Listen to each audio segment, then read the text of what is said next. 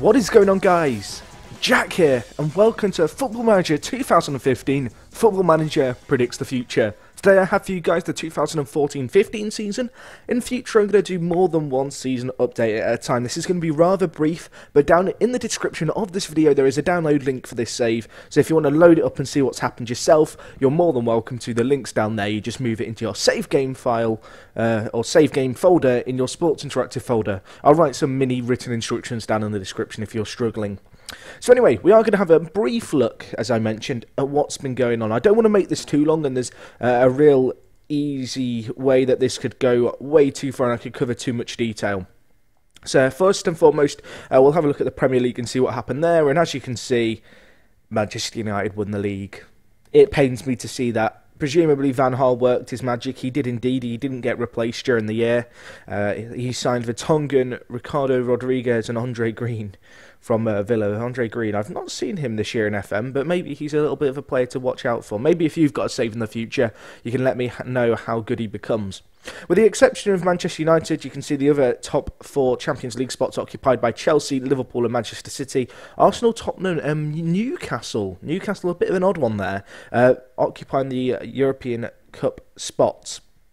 Presumably, the winner of the FA Cup is one of these top teams, and that's a reason why Newcastle got a spot for finishing 7th. We can have a quick look at that, in fact. So, we'll go and have a look at the Championship just quickly to see what happened there. Is that going to work? That doesn't work, Jack, that way, you noob. There we go. Right, so Blackburn won the playoffs. So they are going up alongside Cardiff and Norwich City. On the flip side, Birmingham, Blackpool and Charlton going down. Of course, Blackpool in financial issues, and Birmingham City kind of in I guess a similar boat in some ways. Top goal scorer is Jordan Rhodes. I didn't check the Premier League stats. Let's have a quick look. Charlie Austin, top goal scorer. Falcao and Aguero just behind, with Diego Costa behind them.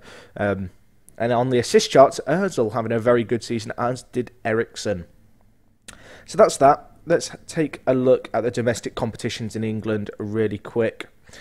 So we have the FA Cup, and that was won by Manchester City against Chelsea in the final, so that's a win for them. Jordan Rhodes appearing on the top goal scorer charts there. Aguero looks like he had a very good season. He's been topping a lot of those top performers charts. And then in the Capital One Cup, Chelsea won it. So pretty mixed bag of results in England in terms of who was winning the competitions, which is kind of nice to see. It can sometimes be the case that in FM, one tournament is dominated by everyone. So we'll move away from England now. I should point out I don't have Spain loaded. That was just a mistake on my behalf. I will check Spain regardless of the fact they're not loaded. It just means that we don't have as much detail to go off.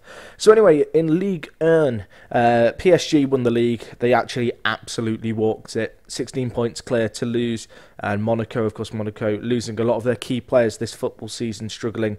And on the flip side, Caen, Metz and Lorient went down. So that's a little bit of a shame there. Cavani and Ibrahimovic on the top goal scorer charts, but no one could keep up with. Is that Toivonen? I have never heard of you. You look pretty decent. It's Ibrahimovic's strike partner, apparently. He looks quite good.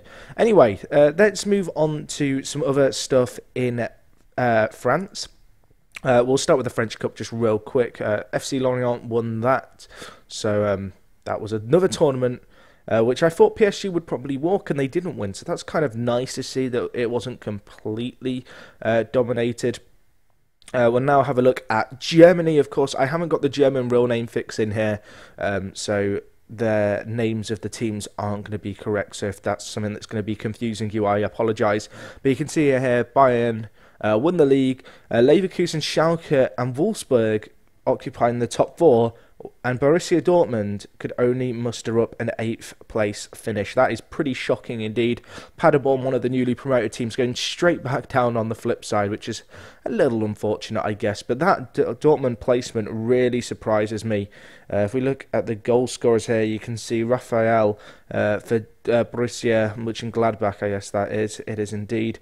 Doing very, very well there.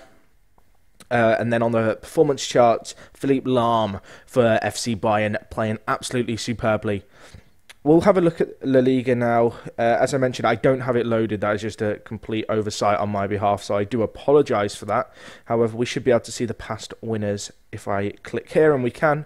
So Real Madrid winning the league, Atletico coming second, and Barcelona coming third place there. So I'd be interested to know what you make of that. Atletico being predicted to break into the top two and kind of retain that kind of mould that they broke into in terms of the La Liga race not being a two-horse race. I kind of feel like it's going to be a Barca and Real season this year, if I'm honest.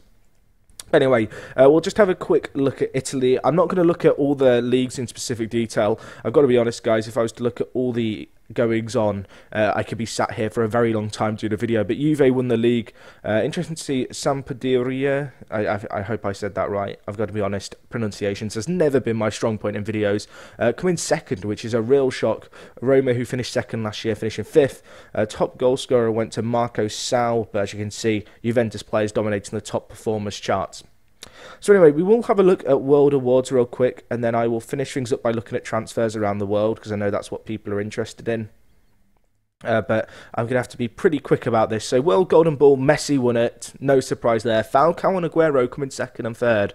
That's a little unusual. I did not expect that. If we look at the World Team of the Year as well, you can sit here, you can pause the video to look at it in detail, but I don't think there's too many shocks there. Maybe Eriksen doing as well as he is there. And on the bench, who have we got? We've got players like Falcao, Tevez, John Terry. Maybe he's the shock player on the World Team of the Year bench.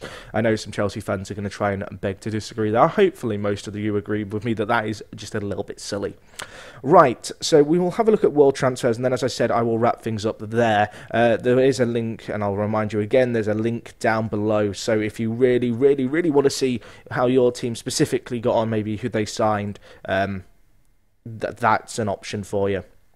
So anyway, if we look at the leading transfers, Ricardo Rodriguez and Jan Vertonghen were the big ones. They both went to Manchester United. Asamoah went to Arsenal for £18.5 million. That's a pretty hefty deal. There's a few other transfers here. I'm not going to spend all day going through them, but you can see them all here.